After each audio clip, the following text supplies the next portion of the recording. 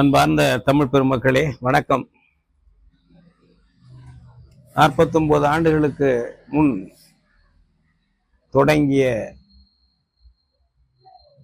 ஒரு இருண்ட காலத்தை இன்று நினைத்து பார்க்க வேண்டியிருக்கிறது. அந்த இருண்ட காலத்தை பற்றி உங்களுக்கு சொல்ல வேண்டுமானால்,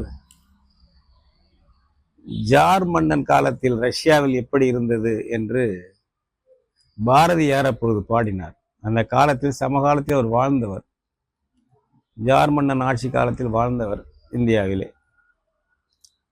இம்மென்றால் சிறைவாசம், ஏனென்றால் வனவாசம், இவ்வாறு ஆங்கே செம்மையெல்லாம் பாழாகி தீமையே அறமாகி தீர்ந்தது என்பான் ஜார் ஆட்சியிலே.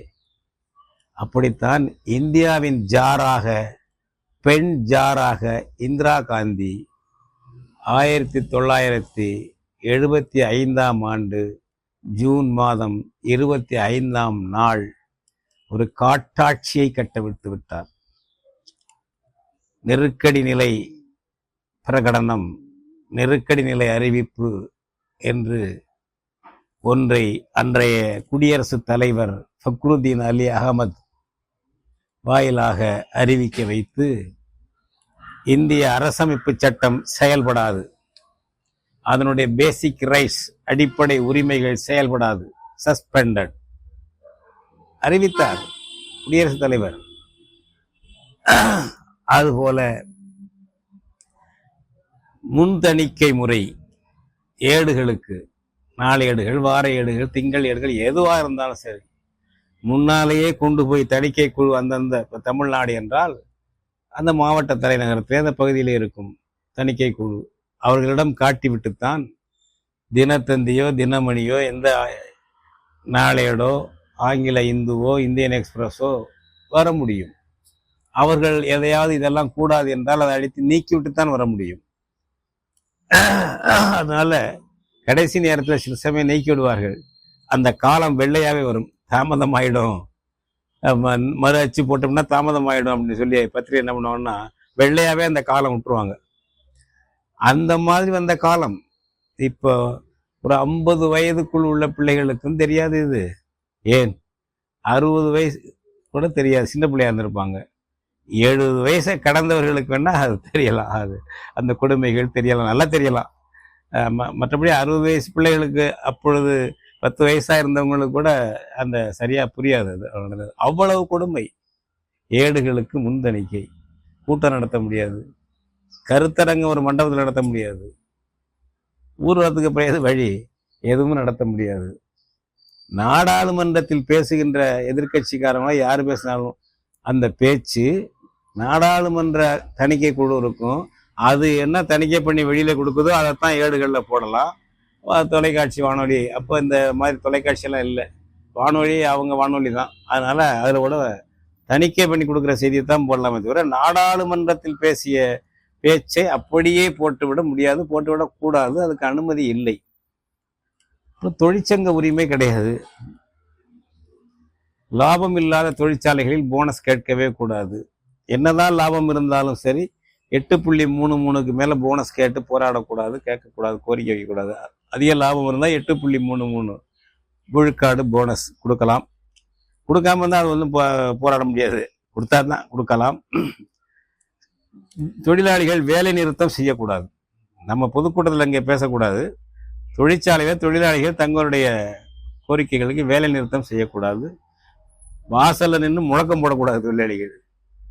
இந்த மாதிரி பார்த்துங்களேன், எல்லாம் நிறுத்தப்பட்டு விட்டது. நெருக்கடி நிலை ஏன் இருந்தது?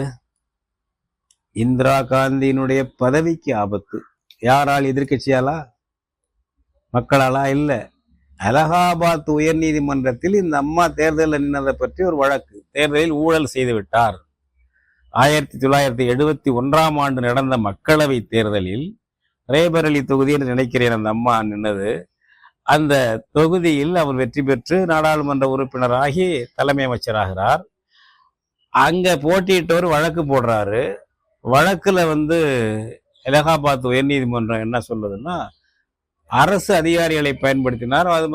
அதுக்கு சட்டவிரோத காரியங்கள் பலதை தன் கட்சிக்காக தனக்கு வாக்கு சேகரிக்க பயன்படுத்தினார். எனவே இது ஊழல் நடவடிக்கை, இது செல்லாது, தேர்ந்தெடுக்கப்பட்டது செல்லாதுன்னு சொல்லிடுச்சு அலகாபாத் உயர்நீதிமன்றம். உடனே செல்லாது என்றவுடன் பெரிய நிலைகுலைந்து போனார் அந்த அம்மையார். அப்படிப்பட்ட சூழ்நிலையில்தான் வந்து உச்ச நீதிமன்றத்தில் மேல்முறையீடு செய்தார்கள். அது வந்து அப்போ கோர்ட் விடுமுறை என்னவோ தெரியல, ஞாபகம் இல்லை சரியா எனக்கு. அப்போ ஒரு சிறப்பு நீதிபதியாக, உச்சநீதிமன்ற ரெகுலர் நீதிபதி தான் B.R. கிருஷ்ணய்யர், அவர்கிட்ட வருது இந்த வழக்கு. அவர் என்ன பண்ணுறாருன்னா, இடைக்காலத்தில் இவர் இந்த அம்மா பதவியில் இருக்கலாம், ஆனால் அந்த தீர்ப்பை நான் மாற்றி அமைக்க மாட்டேன், அலகாபாத் தீர்ப்பை நான் மாற்றி அமைக்க மாட்டேன், தீர்ப்பு தான், அதுக்குள்ளே அவங்க ஏதாச்சும் நிவாரணம் தேடனா தேடிக்கிட்டா அது வேற விஷயம், ஆனால் உடனடியாக பதவி விட்டு இறங்க வேண்டியதில்லை என்று தற்காலிக நிவாரணம் ஒன்று கொடுத்தார் கிருஷ்ணய்யர். உடனடியாக இந்த அறிவிப்பு எல்லாம் சஸ்பெண்டட், எல்லா உரிமையும் பறித்து படுபயங்கரமாக தலைவர்கள் எல்லாம் சிறையில் அடைச்சிருக்காங்க. இரவோடு இரவா சிறையில். யாரு? ஜெயபிரகாஷ் நாராயணன். பெரும் போராட்டம் பீகார்ல மாணவர்கள் மக்களை திரட்டி போராடிட்டு இருக்காரு. அவர் தான் முழு புரட்சி என்று முழக்கம் கொடுத்த டோட்டல் ரெவல்யூஷன் என்று மக்கள் போராட்டம். குஜராத்தில் பெரிய சிமன்பாய் பட்டேல் என்ற ஒரு ஊழல் காங்கிரஸ் மந்திரியை எதிர்த்து மாணவர்கள் போராடினாங்க. எம்எல்ஏக்களை எல்லாம் கழுத மேல ஊர்வலத்தில் விட்டாங்க குஜராத்தில். அப்புறம் அவன் அந்த ஆளை மாத்தியாச்சு, சிமன்பாய் பட்டேல் மாத்தியாச்சு, அவரை குடியரசுத் தலைவர் ஆட்சி போட்டாங்க. அந்த போராட்டத்தை ஆதரிச்சார் மொரார்ஜி தேசாய் கைது. அந்த இப்போ 1975 ஜூன் 25 இந்த பிரகடனம் பண்றதுக்கு முன்னாடியே இரவுல எல்லாம் அந்த பண்ற அன்னைக்கு எல்லாம் இரவுல முதல் இரவுலயே கைது. இவங்கெல்லாம் வாஜ்பாய் கைது, அன்னைக்கு ஜனசங்கம்னு பேர், பாஜக பேர் ஜனசங்கம். வாஜ்பாய் கைது, அத்வானி கைது. கம்யூனிஸ்ட் கட்சியில பல பேர் தலைமறைவா இருக்கணும்னு முதல்ல முடிவு பண்ணிட்டாங்க. சிபிஎம்ல சிபிஐ வந்து அப்ப கம்யூனிஸ்ட் கட்சின்னா அது வந்து காங்கிரஸுடைய தொங்கு சதை. அப்பொழுது ரஷ்யாவின் சேவகன், காங்கிரஸின் தொங்கு சதை. அதனால அது வந்து இந்த எமர்ஜென்சியை ஆதரிச்சது இந்திய கம்யூனிஸ்ட் கட்சி. டாங்கே ஆதரிச்சாரு, கல்யாண சுந்தரம் ஆதரிச்சாரு, எல்லா தலைவர்களும் ஆதரிச்சாங்க. அதில் ஒன்றும் மாற்று கருத்து இல்லை, அவங்களுக்கு ஒன்றும் இல்லை. சிபிஎம்ல தலைவர்களை சில பேரை கைது பண்ணாங்க. பல தலைவர்கள் இதெல்லாம் முன்னாலே எதிர்பார்த்து வந்து தலைமுறைவாக இருக்கிறன்னு முடிவு பண்ணிட்டாங்க. பி. சுந்தரையா உட்பட தமிழ்நாட்டில் மாநில செயலாளர் ஏ. பாலசுப்ரமணியம் உட்பட தலைமுறையாக இருக்க வேண்டியது. அந்த பட்டியலில் ஒருங்கிணைந்த தஞ்சை மாவட்டத்தில் நானும் தலைமுறைவாக இருக்க வேண்டும், தலைமுறை இருக்க வேண்டிய பட்டியலில். அப்படி இங்கே கோ வீரையன் தலைமுறைவாக இருக்கணும், அப்படிலாம் முடிவு பண்ணி இருந்தாங்க. அதனால அந்த டக்குன்னு நாங்கள்லாம் தலைமுறை. அந்த சமயத்துல இங்கே வந்து திமுக ஆட்சி நடந்தது தமிழ்நாட்டில். அதனால உடனே இங்கே கலைஞர் கருணாநிதியே இப்போ இந்திரா காங்கிரஸ் எதிர்ப்பில் இருந்தார். இந்திரா காங்கிரஸோட கூட்டணி சேர்ந்தா 71 தேர்தலில் வெற்றி பெற்றாரு, நின்னாங்க 2 பேரும், திமுகவும் இந்திரா காங்கிரஸ் சேர்ந்த கூட்டணி. அதுக்கு பிறகு வந்து எம்ஜிஆர் போய் இந்திரா காந்தியை பார்த்து, கல்யாணத்தை அழைச்சிக்கிட்டு சிபிஐ தலைவர் கல்யாணத்தை அழைச்சிட்டு எம்ஜிஆர் இந்திரா காந்தியை பார்த்து திமுகவிலேருந்து வெளியேறி புதுக்கட்சி தொடங்குறது என்ற திட்டம் வந்தது. இந்திரா காந்தி ஆதரவு கேட்டாங்க, இந்திரா காந்தியை ஆதரவு கொடுத்தாங்க அந்த அம்மா. இவருக்கு எம்ஜிஆருக்கு புதுக்கட்சி ஆரம்பி, நான் கருணாநிதி கூட்டணி விட்டுறேன்ட்டு. அந்த செய்தி தெரிஞ்சு கருணாநிதி காங்கிரஸோட கூட்டணியில் இல்லாமல் எதிராக இருந்தார். அந்த நிலையில் அவர் வந்து எமர்ஜென்சியை நெருக்கடி நிலையை எதிர்த்தார். அப்போ இங்கே யாரையும் கைது பண்ணலை, எங்களெல்லாம் கைது பண்ணலை. அப்போ கைது பண்ணலை. திமுக ஆட்சியை 1976 ஜனவரி 31 இந்த அம்மா கலைச்சிட்டு எல்லாம் எங்களெல்லாம் தேடுது. எல்லாரும் கைது. சிபிஎம் தலைவர்கள், மாவட்ட செயலாளர்கள், தலைவர்கள் பல பேர் கைது. வந்து திமுகவில் கருணாநிதியை விட்டுருச்சு. கருணாநிதி சில நெடுஞ்செழியன் போல 2-3 பேரை விட்டாங்க. பாக்கி எல்லாரும் கைது. முரசொலி மாறன் உட்பட எல்லாரும் கைது. ஸ்டாலின் எல்லாம் அப்போ தான் அடி வாங்குறாரு ஜெயிலில். ஸ்டாலின் கைது. அப்போ ஒரு முழு நேர அரசியல் எல்லாம் ஸ்டாலின் இல்லை. இருந்தாலும் அவர் ஏதோ அதிகாரிகள்கிட்ட ஏதாவது நடந்துக்கிட்டாரு, போனார், வந்தாருன்ட்டு அந்த அதிகாரிகளே பிடிச்சி கைது பண்ணிட்டாங்க. அப்போ இங்கே இஷ்டத்துக்கு அதான் அதிகாரத்தை கொடுத்துட்டாங்களே அந்த அம்மா இந்திரா காந்தி. அதனால அதிகாரிகள் யாரை பழிதீக்கணுமோ அவங்க. திமுக ஆட்சியில் தங்களை எல்லாம் யாரா இழிவுபடுத்தினாங்க, போனாங்க, வந்தாங்க, மரியாதை நடத்தலை அப்படிங்கிறதெல்லாம் தனிப்பட்ட விரோதத்தையும் தீர்ப்பதற்கு பல பேரை கைது பண்ணாங்க அந்த அதிகாரிகள். அதில் ஒரு ஜெயிலருக்கு மிக கொடுமையாக நடந்துக்கிட்டான். அந்த ஆள் இப்போதான் அண்மையில் இருந்தான். அந்த அப்படி ஸ்டாலின்லாம் கைதாகி கடுமையாக தாக்கப்பட்டவர். 2 பேர் ஜெயிலே இறந்தாங்க. சித்தி பாபு என்று நினைக்கிறேன். இன்னொருத்தர் அந்த பக்கம் மதுரை மாவட்டம் பக்கம் அவர் வந்து ஜெயிலே இறந்துட்டார். இந்த மிஸ்ஸா கைதியிலேருந்து இறந்தவங்க அவங்கெல்லாம். அவ்வளவு கொடுமை அந்த இந்திரா காங்கிரஸ் கொடுமை நடந்தது. இப்போ அதனுடைய 49 ஆண்டு நிறைவடைஞ்சு 50வது ஆண்டு தொடங்குது. இந்த நாளில் உத்தமர் நரேந்திர மோடி காங்கிரஸுடைய ஜனநாயக மறுப்பை, இந்திய அரசமைப்பு சட்டத்தை மதிக்காததை எடுத்து பேசிட்டு இருக்காரு. யாரு? உத்தமர் மோடி. அந்த இந்தியாவின் பெண் ஜார் இந்திரா காந்தி பேரன் இருக்காருல்ல, ராகுல் காந்தி, அரசமைப்பு சட்டத்தை வச்சுக்கிட்டு உறுதிமொழி எடுக்கிறார், பதவி பிரமாணம் எடுக்கிறாரு. அதை காப்போம் சொல்லிட்டு இருக்காங்க. இப்போ பல பேர் அந்த இந்திய அரசமைப்பு சட்டத்தை பாதுகாப்போம் அப்படிங்கிற நிலையில சொல்லிட்டு இருக்காங்க. இந்திரா காந்தியினுடைய சர்வாதிகார நடவடிக்கையை கண்டிக்கக்கூடிய ஒரு நாளில் இந்திய அரசமைப்பு சட்டத்தை பாதுகாப்போம் என்று நரேந்திர மோடியும், அதுபோல அவருடைய அரசியல் தம்பி ராகுல் காந்தியும் இந்திய அரசமைப்பு சட்டத்தை வைத்து நாடாளுமன்ற உறுப்பினர் பதவி உறுதி ஏற்றுக்கொண்டதும் நமக்கு ஒரு செய்தியை மறைக்கின்றன. இந்த அரசமைப்பு சட்டம் நமக்கான மாநில உரிமைகளை மறுக்கின்றன. இந்த அரசியலமைப்பு சட்டம் மாநில உரிமைகளை மறுக்கிறது. ஒரு டில்லியில் ஒரு ஏகாதிபத்திய அரசு செயல்பட அனுமதிக்கிறது என்ற உண்மையை அந்த அரசமைப்பு சட்டம் கூறுகிறது அல்லவா, அதை மடைமாற்றுகிற ஒரு செயலாக அமைகிறது. அதோடு சேர்ந்து கொண்டு நாமும் அந்த முழக்கத்தை, அரசமைப்பு சட்டத்தை பாதுகாப்போம் என்ற முழக்கத்தை நரேந்திர மோடியுடன் ராகுல் காந்தியுடன் சேர்ந்து கொண்டு நாமும் ஸ்டாலினோடு சேர்ந்து கொண்டு உச்சரிக்க தொடங்கினால் நாம் எங்கே கோட்டை விடுவோம்?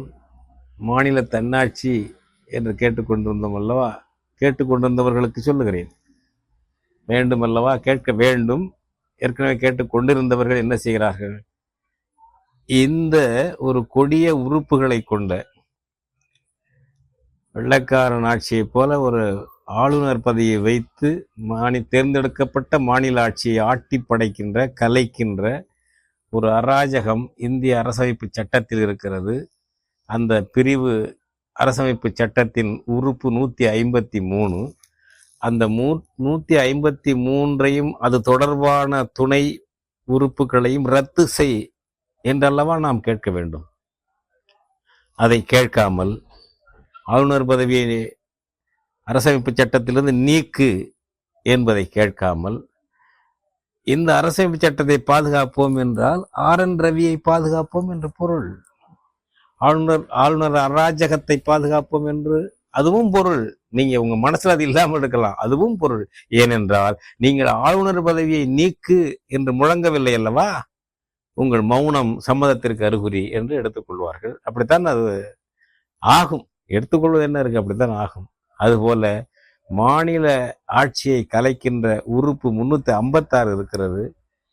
உலகத்தில் உண்மையான கூட்டாட்சி நிலவக்கூடிய எந்த நாட்டிலும், அமெரிக்க ஐக்கிய நாட்டிலும், கனடாவிலும், ஜெர்மனியிலும், சுவிட்சர்லாந்திலும் எங்கும் இந்த மாநில ஆட்சியை கலைக்கக்கூடிய அதிகாரம் கூட்டரசுக்கு, பெடரல் கவர்மெண்ட்டுக்கு இல்லை.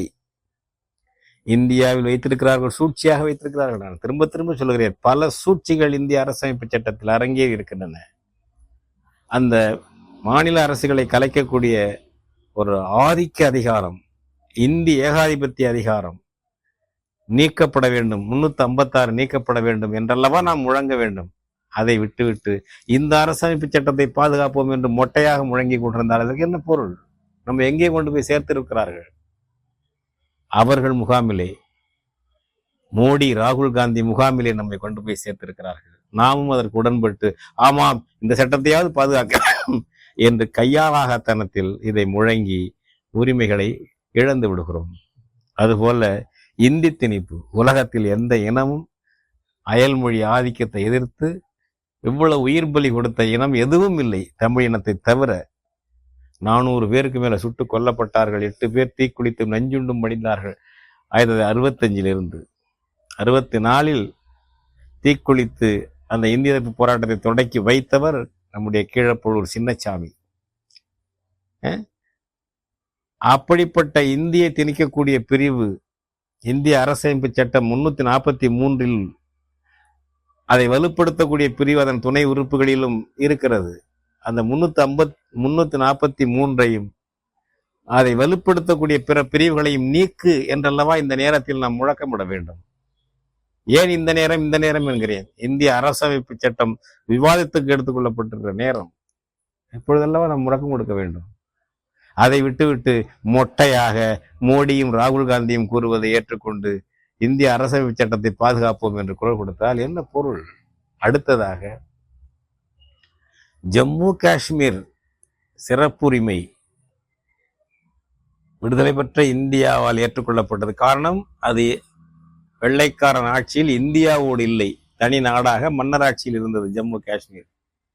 இந்த நிபந்தனையின் பேரில் தான் அந்த மன்னர் கையெழுத்து போட்டார், இணைக்கப்பட்டது இந்தியாவோடு. ஜவஹர்லால் நேரு, வல்லபாய் பட்டேலும் ஏற்றுக்கொண்டார்கள். இந்திய நாடாளுமன்றம் ஏற்றுக்கொண்டது. அதன்படிதான் உறுப்பு 370 உருவாக்கி இந்திய அரசமைப்பு சட்டத்தில் உறுப்பு 370 சிறப்பு உரிமை தரக்கூடிய உறுப்பு உருவாக்கி ஜம்மு காஷ்மீருக்கு ஒரு தமிழ்நாடு போன்ற மாநிலங்களுக்கு இருப்பதை விட அதிக அதிகாரம் கொடுத்தது. அவர்கள் தனி அரசமைப்பு சட்டம் வைத்துக் கொள்ளலாம். அவர்களுக்கு அவர்களுடைய மாநிலத்திலே அயலாறு போய் நிலம் வாங்க தடை, இப்படிப்பட்ட செய்திகள் எல்லாம் அதில் இருக்கிறது. முக்கியமானது அந்த 370 மோடி ஆட்சி நீக்கியது. அது நீக்கியது கூடாது என்று ராகுல் காந்தி சொல்லவில்லை. அதற்கு மாறாக நீக்கிய முறை சரியில்லை. அதற்கு அங்கு ஒரு சட்டசபையை உருவாக்கி சட்டசபை கருத்தையும் கேட்டிருக்க வேண்டும். சட்டசபை கருத்தை கேட்க வேண்டுமே தவிர சட்டசபை மறுத்தால் அதை நீக்கக்கூடாது, 370 நீக்கக்கூடாது என்றெல்லாம் விதிமுறை எங்க நிபந்தனை இல்லை, அங்க இல்லை என்று ஒரு பாசாங்கு காட்டி மோடி கொண்டு வந்த உரிமை பறிப்பை மறுப்பது போல் நாசுக்காக வெளிப்படுத்திவிட்டு உள்ளே அதுக்கு நடைமுறையில் தான் நாங்கள் எங்களுக்கு உடன்பாடில்லை அதை நடைமுறைப்படுத்திய விதம் மோசம் என்று சொன்னார்களே தவிர 370 திரும்பி கொடு என்று கேட்கவே இல்லை. சோனியா காந்தியும் சரி, ராகுல் காந்தியும் சரி, காங்கிரஸ் கட்சியும் சரி கேட்கவே இல்லை. நாம் கேட்கிறோம், ஜம்மு காஷ்மீருக்கு 370 கொடு, அதுபோல ஒரு 370 இன்னொரு நம்பரை போட்டு தமிழ்நாட்டுக்கும் கொடு, மற்ற மாநிலங்களும் கொடு என்று நாம் கேட்கிறோம். இந்த 370 பற்றி கூட பேசாமல் இந்திய அரசமைப்பு சட்டம் 370 இல்லாத இன்றைய அரசியல் சட்டத்தை இதை பாதுகாப்போம் என்று சொல்லிக் கொண்டதால் என்ன பொருள்? எனவே நமக்கான முழக்கங்களை, நமக்கான கோரிக்கைகளை முன்னுக்கு வைக்க வேண்டுமே தவிர இருப்பதை பாதுகாப்பதுதான் பிரதான வேலையை, நிரந்தர வேலை என்று ஆகக்கூடாது. இருப்பதை பாதுகாப்பது என்பது ஒரு தற்காலிக ஏற்பாடு. 10 ஆண்டு 20 ஆண்டுக்கு அதே தற்காலிக ஏற்பாடா? சொல்லிக்கொண்டே இருப்பீர்களா? கூடாது. நாம் இந்த நேரத்தில் இந்திய அரசமைப்பு சட்டத்தில் என்னென்ன மாற்றங்கள் வேண்டும் என்ற கோரிக்கைகளை முதன்மைப்படுத்த வேண்டும். தமிழ் தேசிய பேரியக்கம் இந்த ஜூலை ஆகஸ்ட் மாதங்களில் இதற்கான மக்கள் பரப்புரையை நடத்த இருக்கிறது. தமிழ்நாட்டை காப்போம், தன்னாட்சி மீட்போம் என்ற தலைப்பிலே மக்களை அணுக இருக்கிறது. ஆட்சியாளர்களுக்கு கோரிக்கை வைக்க இருக்கிறது. அதை பற்றியும் நீங்கள் பரிசீலித்து உங்கள் ஆதரவை கொடுங்கள். அனைவரும் ஆதரவை கொடுங்கள்.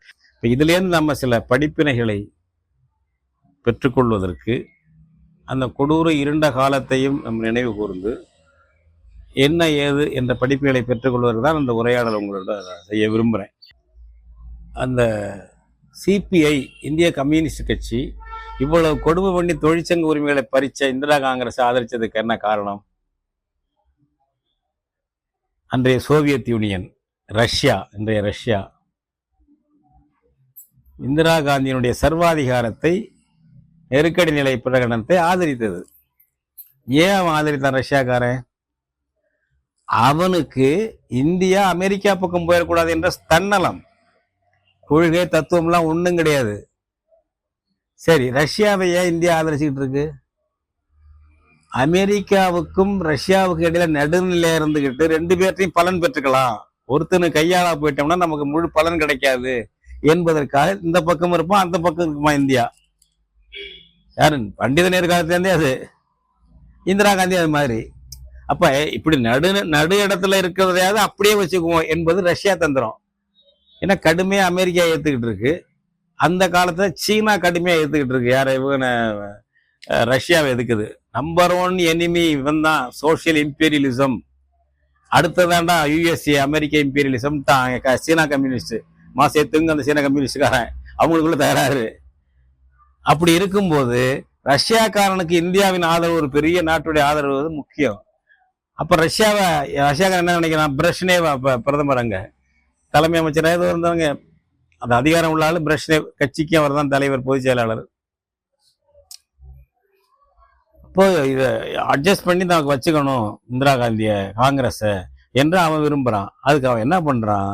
இந்திய கம்யூனிஸ்ட், நீங்க சிபிஐ சிபிஎம் எல்லாம் இந்திரா காந்தி முற்போக்கானவங்க, அந்த அம்மா நடிச்சது இல்ல, வங்கி அரசுடைமை, மன்னர் மானிய ஒழிப்பு, இந்த 2 நடவடிக்கை இதை வச்சுக்கிட்டு இந்த நடிப்பு போதும், அது ஒரு சோசியலிஸ்ட் கட்சி அப்படிங்கிற அளவுக்கு ரஷ்யாக்காரன் அந்த வர்ணிக்க ஆரம்பிச்சிட்டான். எனவே அவனுடைய அறிவுரை என்ன இந்திய கம்யூனிஸ்டுக்கு? இந்திய கம்யூனிஸ்ட் கட்சி என்பது சிபிஐ சிபிஎஸ்சி அந்த சோவியத் கம்யூனிஸ்ட் கட்சியினுடைய ஒரு கிளை மாதிரி இங்க இருக்கு, சொந்த புத்தி கிடையாது. அதுக்கு அப்ப அந்த காலத்துல சொல்லுவாங்க, மாஸ்கோவில் மழை பெய்தால் மன்னார்வழியில் கூட பிடிப்பாங்கன்னு சொல்லுவாங்க. அந்த மாதிரி கட்சி அது. அதுலயே அந்த நிலையிலேருந்து மாறினது தான் சிபிஎம்.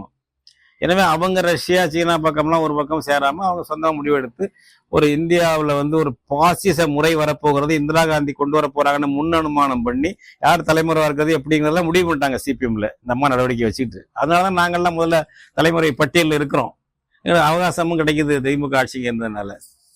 எனவே கம்யூனிஸ்ட் என்ன பண்ணா, சிபிஐ இது முற்போக்கானது, இதுதான் புரட்சியின் முன்னு ஜனநாயக புரட்சி நடந்துகிட்டு இருக்கு அப்படின்னு சொல்லி எஸ்ஏ டாங்கே பேசுறாரு, ராஜேஸ்வர் ராவ் பேசுறாரு, இங்க கல்யாண சுந்தரம், தா பாண்டியன், இந்த கம்பெனி எல்லாம் ஆதரிச்சுக்கிட்டு இருக்கு.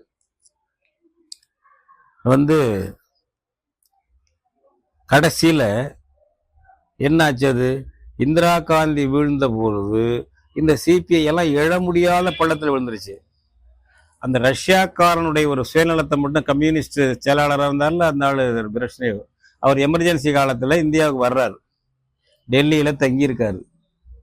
மதுலிமாயி என்று ஒரு நாடாளுமன்ற உறுப்பினர், பல தடவை வெற்றி பெற்றவர், சோசியலிஸ்ட் கட்சி அவர். மதுலிமாயி நல்லா கேள்வி கேட்கிறாள், பார்லிமெண்ட்ல நிறைய கொடைஞ்சி எடுத்தாள், பார்லிமெண்ட்ல இந்திரா காந்தியெல்லாம் கொடைஞ்சி எடுத்தாள் கேள்வி கேட்டவர். அவரு போய், இவர் சோசியலிஸ்டா ஒரு கம்யூனிஸ்ட்ல பங்காளி தானே உறவு, இவர் போய் பிரச்சனையை பார்த்துட்டு, நீங்க ஏன் இப்படி இவ்வளவு எமர்ஜென்சி போட்டிருக்காங்க, இந்த உரிமையெல்லாம் பறிச்சிருக்காங்க, நீங்க ரஷ்யா ஆதரிக்கலாமா? இதை ரஷ்ய கம்யூனிஸ்ட் கட்சி அரசுக்கு அரசு உறவு வச்சுட்டு போங்க, கம்யூனிஸ்ட் கட்சி ரஷ்ய கம்யூனிஸ்ட் கட்சி ஏன் நீங்க சோவியத் கம்யூனிஸ்ட் கட்சி ஆதரிக்கிறீங்க அப்படின்னு பேசுறாரு. நீங்க சொல்ற அவர் பிரஷ்னேவ் சொல்றாரு, நீங்க சொல்றது தப்பு மிஸ்டர் லிமாயி, காங்கிரஸ் என்பது ஒரு கேபிட்டலிஸ்ட் பார்ட்டி அல்ல, இந்திரா காங்கிரஸ் என்பது ஒரு முதலாளித்துவ கட்சி அல்ல, அது ஒரு சோசியல் டெமோக்ராட்டிக் கட்சி, அது ஒரு வகை சோசியலிஸ்ட் கட்சி அது. எனவே இந்தியாவில் எதிர்கட்சி தேவையில்லை என்பது என் கருத்து. இதை வெளியில அப்படியே சொன்னார் மதுலிமாயி, ஏடுகள்ல பதிவாயிருக்கு, கேட்டு படிச்சு பாருங்க இளம் தலைமுறை. ரஷ்யாக்காரன் என்ன சொன்னார், ரஷ்ய கம்யூனிஸ்ட் தலைவர், இந்திரா காந்தி ஆட்சியில எதிர்கட்சி தேவையில்லை, அந்த கட்சியிலே இருந்து கொண்டு நீங்கள் மாற்று கருத்தை சொல்லலாம். யாரு? இந்திரா காங்கிரஸ்லே. இது ஒரு பழைய சோசியல் டெமோக்ராட்டிக் கட்சி, ஜெர்மனியில இருந்த கட்சி மாதிரி, தொடக்க காலத்தில் ரஷ்யாவில் இருந்த கட்சி மாதிரி ஒரு சோசியல் டெமோக்ராட்டிக் கட்சி என்று சொன்னவர் சோவியத் கம்யூனிஸ்ட் கட்சி பொதுச் செயலாளர், அந்த நாட்டுடைய குடியரசுத் தலைவர் பிரஷ்னேவ். இது எதுக்கு சொல்றேன்னா, அவன் சுயநலத்துக்காக எந்த நாட்டையும் பலியிட தயாராகுவான். இந்த நாட்டுல புரட்சி நடக்க வேண்டாம், இந்த நாட்டு தொழிலாளி வர்க்கம் வாழ வேண்டாம், இந்த நாட்டு வறுமைப்பட்ட மக்கள் வாழ வேண்டாம், உனக்கு ஜால்ரா போட்டா போதும், இவன் எல்லா இதாரம் பூசி விடுவான். ரஷ்யாக்காரனே பூசி விட்டான். அப்படி ஒவ்வொரு வெளிநாட்டுக்காரனும் அவன் தேவைக்கு இங்க ஒரு முற்போக்கு பிற்போக்கு சாயத்தை அடிச்சுக்கிட்டு இருப்பானுங்க. இந்த படிப்பினே பெருங்க இளந்தலைமுறை என்பதற்கு அதை நான் சொல்ல வர்றேன். ஒண்ணு அந்த அப்படி போச்சு. அதன் பிறகு இங்க உள்ள சிபிஐ கடுமையா இந்திரா காங்கிரஸையே ஆதரிச்சு உடன்கட்டை ஏறிச்சு. இந்திரா காங்கிரஸ் தோத்தது பிறகு அதுவும் தோத்து விழுந்து ஒண்ணுமெல்லாம் போயிடுச்சு. இப்ப என்ன நடந்துகிட்டு இருக்கு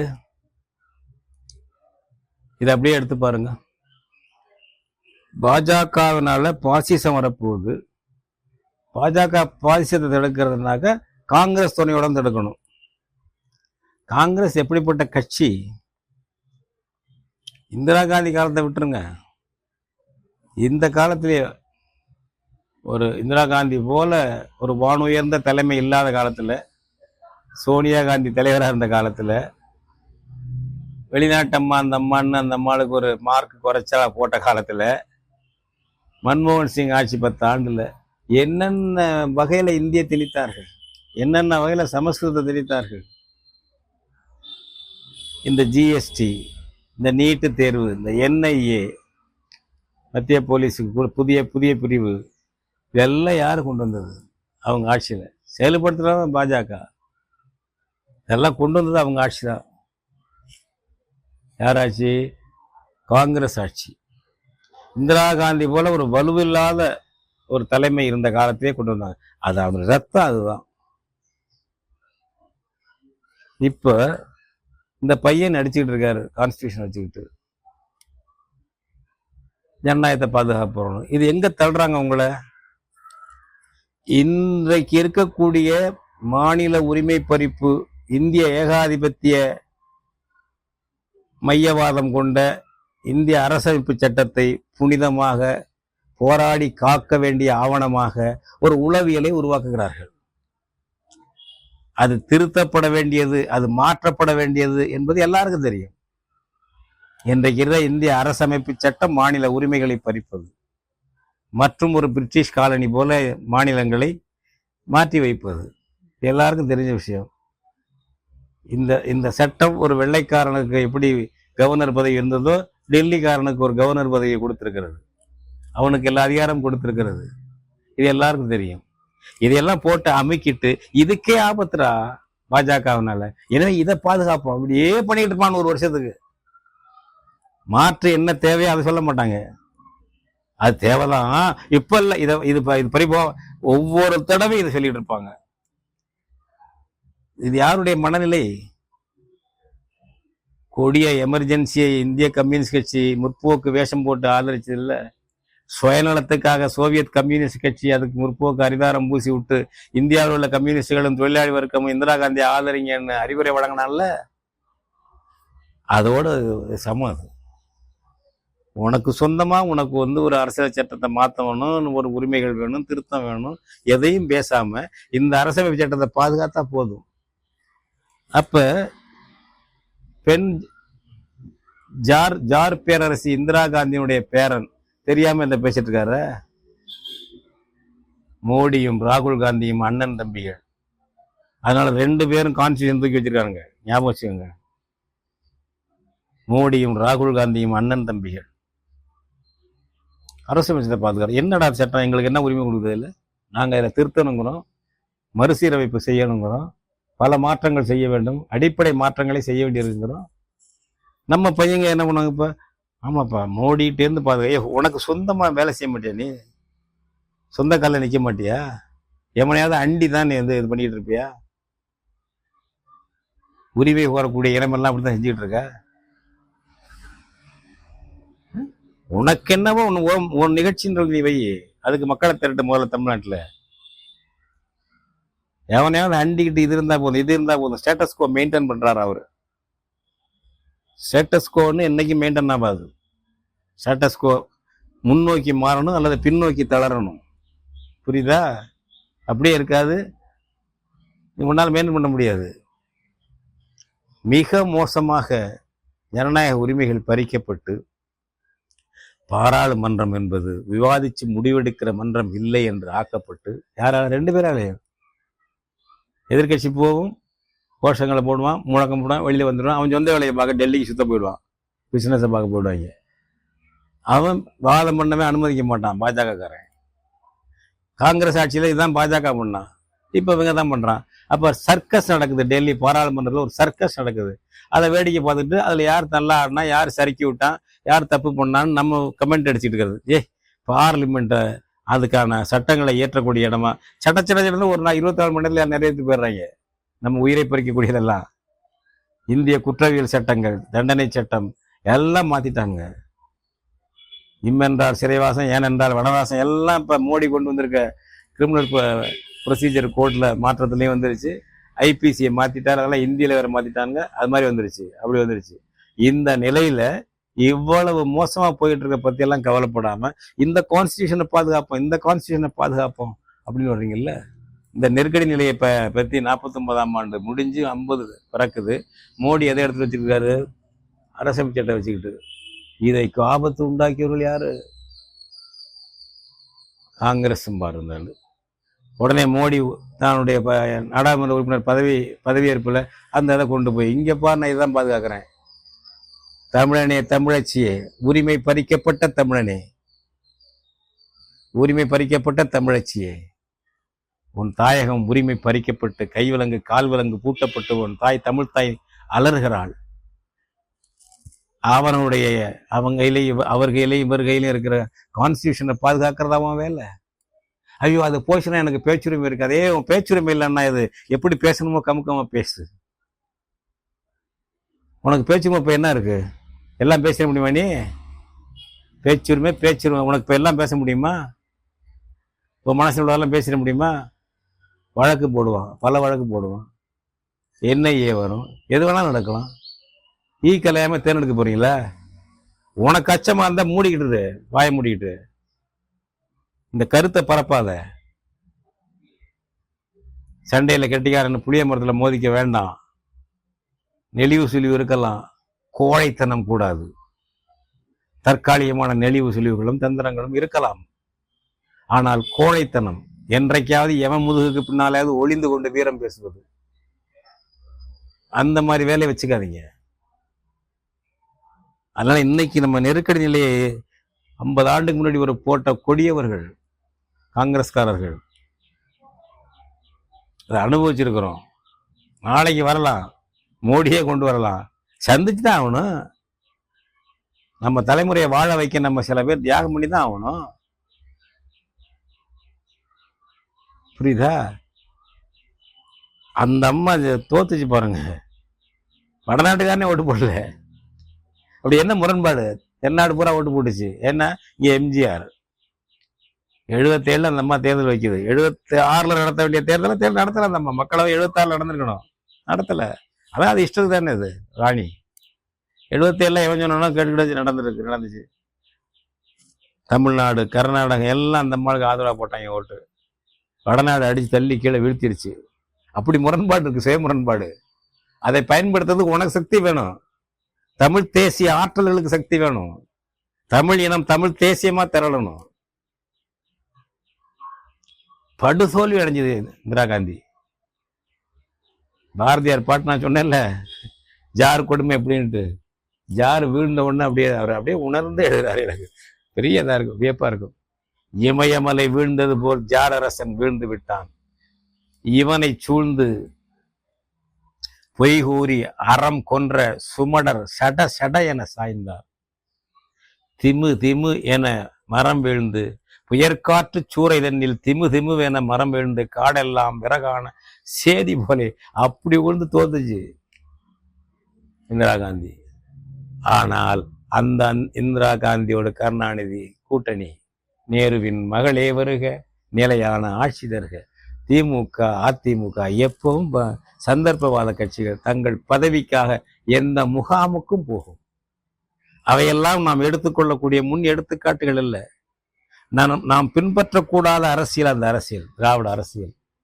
அவங்க தலைவர் ஈவேரா அவர்கள் மிக கூடிய காங்கிரஸ் கட்சியை 54 67 தோற்கும் வரை ஆதரித்த நபர். அந்த காங்கிரஸை ஆதரித்துக் கொண்டே அரசியல் சட்டத்தை கொளுத்துவார். இப்ப என்ன பேசுவோம் நம்ம திராவிட தோழர்கள்? எங்கள் தந்தை அரசியல் சட்டத்தை கொடுத்தார். என்ன நாடகம்? காங்கிரஸுக்கு ஓட்டு கேட்டுக்கிட்டு காங்கிரஸை ஆதரிச்சுக்கிட்டு திமுக தான் முதல் எதிரின்னு பிரச்சாரம் பண்ணிக்கிட்டு நீ கான்ஸ்டியூஷனை கொடுத்தீங்கன்னா என்ன அர்த்தம்? அது நான் கொடுத்தது மாதிரி கொடுத்துறேன், நீ ஜெயிலில் போட்டாலும் போட்டுக்க, எனக்கு அந்த நடிப்பு இல்லைன்னா கட்சி வளராது. அதான் தந்திரம். நேர்மையான ஒரு நபர் கான்ஸ்டியூஷனை கொடுத்துறாரு ஏதோ ஒரு பகுதியை, அவர் அந்த அந்த அந்த கான்ஸ்டியூஷனை வச்சிருக்க உருவாக்கின கட்சி, அதை மெயின்டைன் பண்ணிட்டு இருக்க கட்சி, ஆளுகின்ற கட்சியா இருக்க காங்கிரஸ் ஆதரிப்பாரா? அதனால இந்த திராவிட தந்திரங்கள்லாம் நமக்கு கூடாது, தமிழ் தேசியத்துக்கு கூடாது. அதையெல்லாம் உணர்ந்து கொள்ளுங்கள். கடைசியில் ஒன்று, இவ்வளவு கொடுமை பண்ணி எவ்வளவு பேரை கொண்டுச்சு தெரியுங்களா? அந்த பையன் அவன் இருக்கான சஞ்சய் காந்தின்னு, அந்த அம்மா அவன் இளையவன், அவனை கட்ட விழுத்து விட்டுச்சு எமர்ஜென்சியில். அவன் சீர்திருத்தம் பண்றேன், டெல்லியை அழகுபடுத்துறேன்னு ஆயிரக்கணக்கான குடிசை வீடுகள், சாதாரண வீடுகள், குறிப்பாக முஸ்லீம் வீடுகள் எல்லாத்தையும் இடிச்சு தரமட்டமாக நான் போட்டு வச்சு பண்ண அட்டகாசம் கொஞ்சம் நெஞ்சமில்ல. அந்த பையன் அடுத்த வாரிசை வந்தான், அவன் ஒரு விபத்தில் இறந்து போயிட்டாப்புல. சஞ்சய் காந்தி இவ்வளவு அட்டூழியங்கள் பண்ணுச்சு. இந்திரா காந்திக்கு எப்படி முடிவு வந்துச்சு பாருங்க. சீக்கியம் சுட்டு கொள்றான். யார் இந்த சீக்கியம்? அந்த அம்மாளுக்கு செக்யூரிட்டியா இருந்தவன்.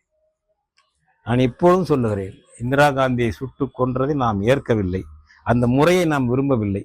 அது ஒன்றும் மாற்றுக்கிறதே எனக்கு இல்லை. தமிழ் தேசிய பேரிக்கிறதுக்கு இல்லை, தமிழ் தேசிய பேர் இல்லை. நடந்த விஷயத்தை சொல்லுகிறோம் ஒரு படிப்பனையா. ஏன் பண்ணாம? பிந்திரன்வாலே என்று ஒருவர் தனி பஞ்சாப் தனி காலிஸ்தான் கேட்கிறாரு.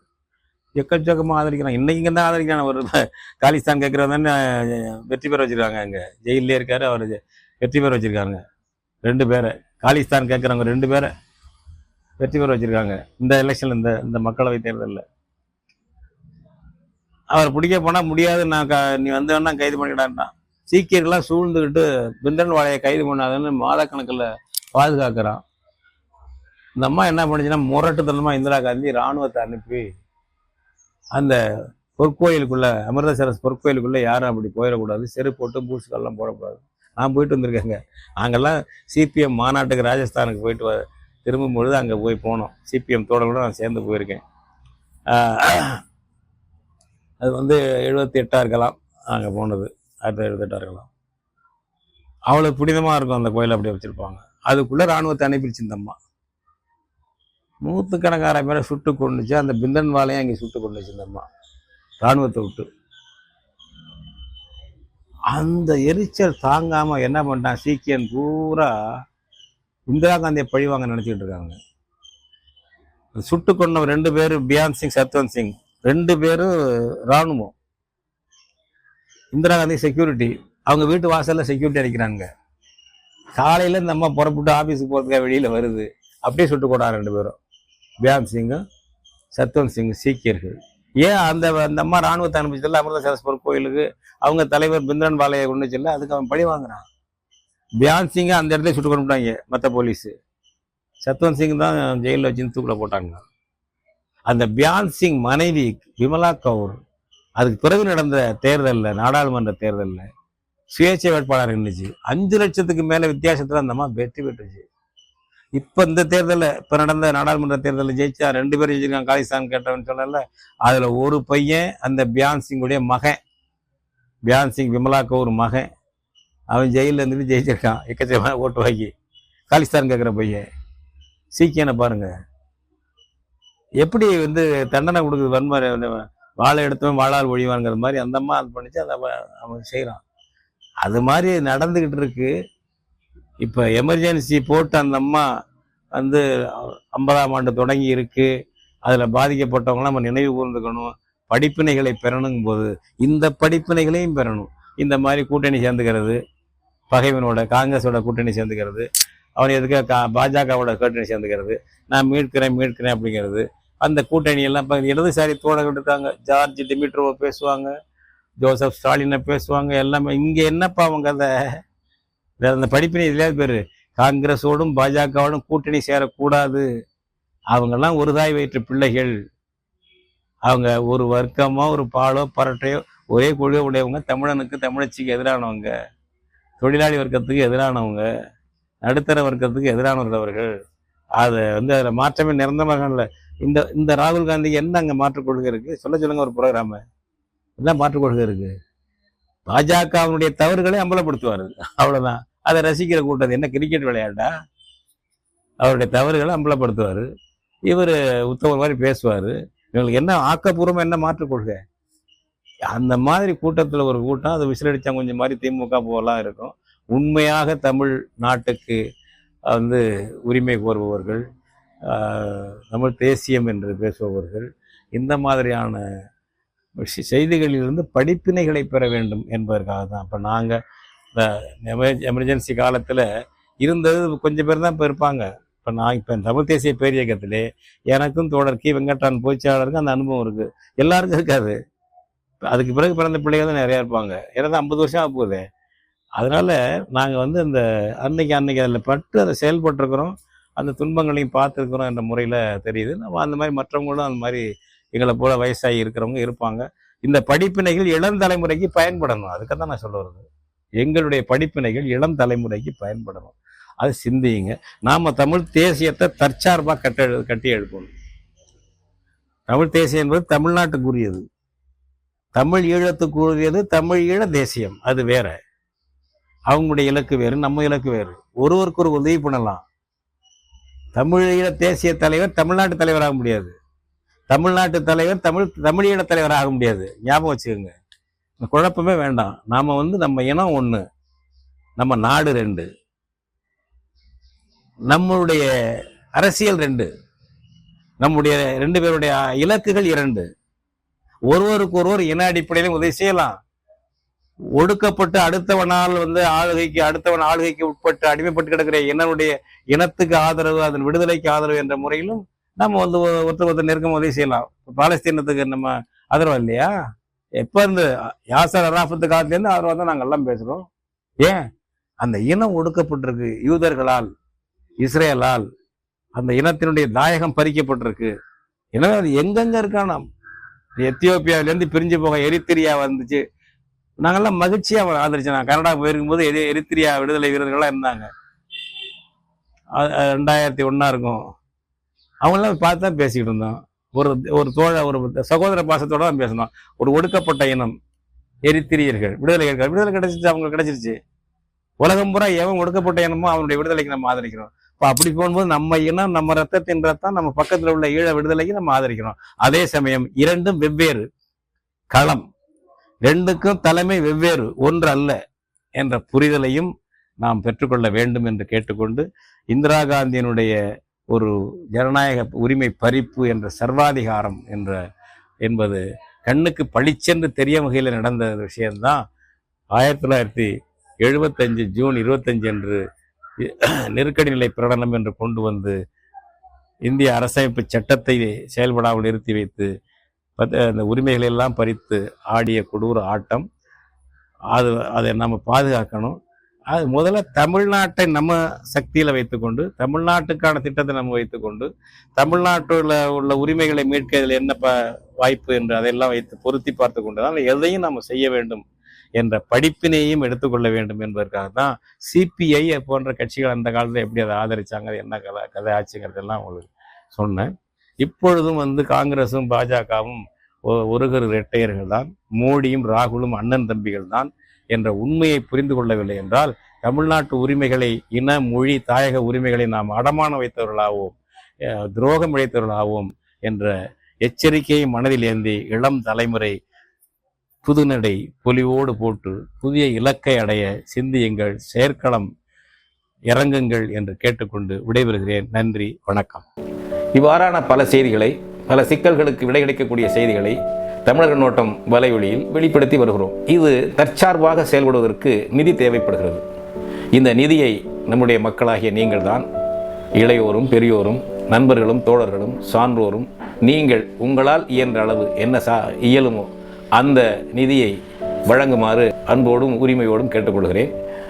உங்களுக்கு நன்றி உணர்வோடும் பொறுப்புணர்வோடும் தமிழர் கண்ணோட்டம் செயல்படும் என்பதை உறுதி தெரிவித்துக் கொள்கிறேன். நன்றி, வணக்கம்.